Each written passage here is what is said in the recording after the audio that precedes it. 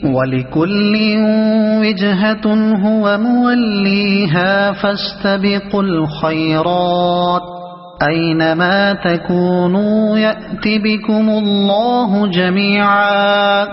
إِنَّ اللَّهَ عَلَى كُلِّ شَيْءٍ قَدِيرٌ۔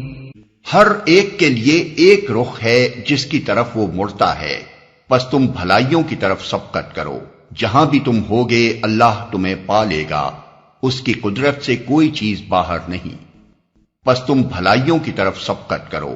پہلے فقرے اور دوسرے فقرے کے درمیان ایک لطیف خلا ہے جس سے سامع خود تھوڑے سے غور و فکر سے بھر سکتا ہے۔ مطلب یہ ہے کہ نماز جسے پڑھنی ہوگی اسے بہرحال کسی نہ کسی سمت کی طرف تو رخ کرنا ہی ہوگا، مگر اصل چیز وہ رخ نہیں ہے جس طرف تم مڑتے ہو، بلکہ اصل چیز وہ بھلائیاں ہیں جنہیں حاصل کرنے کے لیے تم نماز پڑھتے ہو۔ لہذا سمت اور مقام کی بحث پہ پڑھنے کے بجائے تمہیں فکر بھلائیوں کے حصول ہی کی ہونی چاہیے۔ وَمِنْ حَيْثُ خَرَجْتَ فَوَلِّ وَجْهَكَ شَطْرَ الْمَسْجِدِ الْحَرَامِ وَإِنَّهُ لَلْحَقُّ مِنْ رَبِّكَ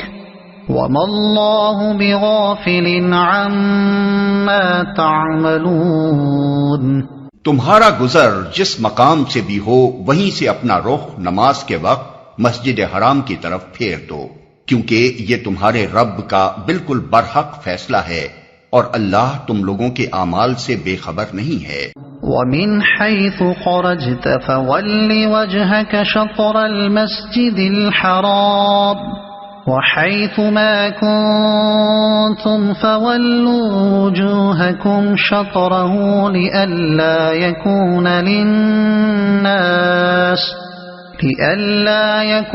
لِلنَّاسِ عَلَيْكُمْ حُجَّةٌ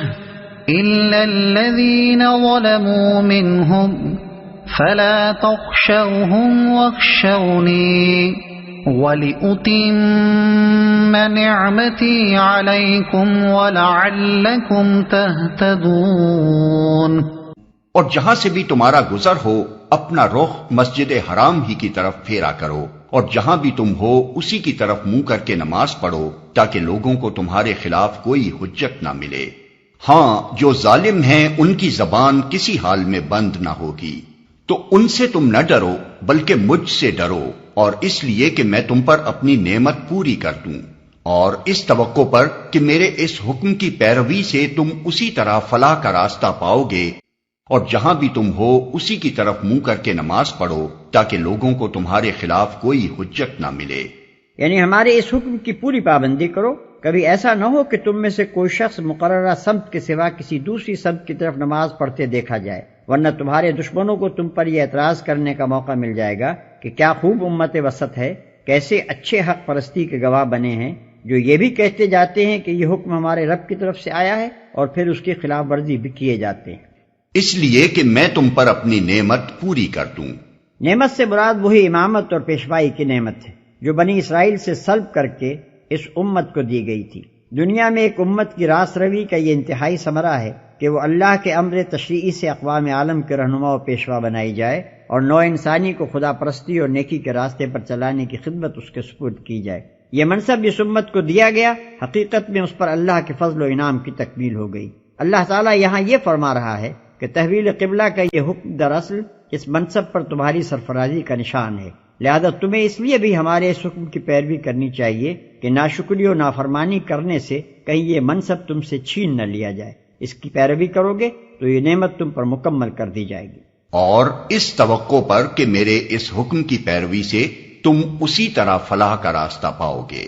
یعنی اس حکم کی پیروی کرتے ہوئے یہ امید رکھو، یہ شاہانہ انداز بیان ہے۔ بادشاہ کا اپنی شان بے نیازی کے ساتھ کسی نوکر سے یہ کہہ دینا کہ ہماری طرف سے فلاں عنایت و مہربانی کے امیدوار رہو، اس بات کے لیے بالکل کافی ہوتا ہے کہ وہ ملازم اپنے گھر شادیانے بجوا دے اور اسے مبارکبادیاں دی جانے لگیں۔ كما أرسلنا فيكم رسولا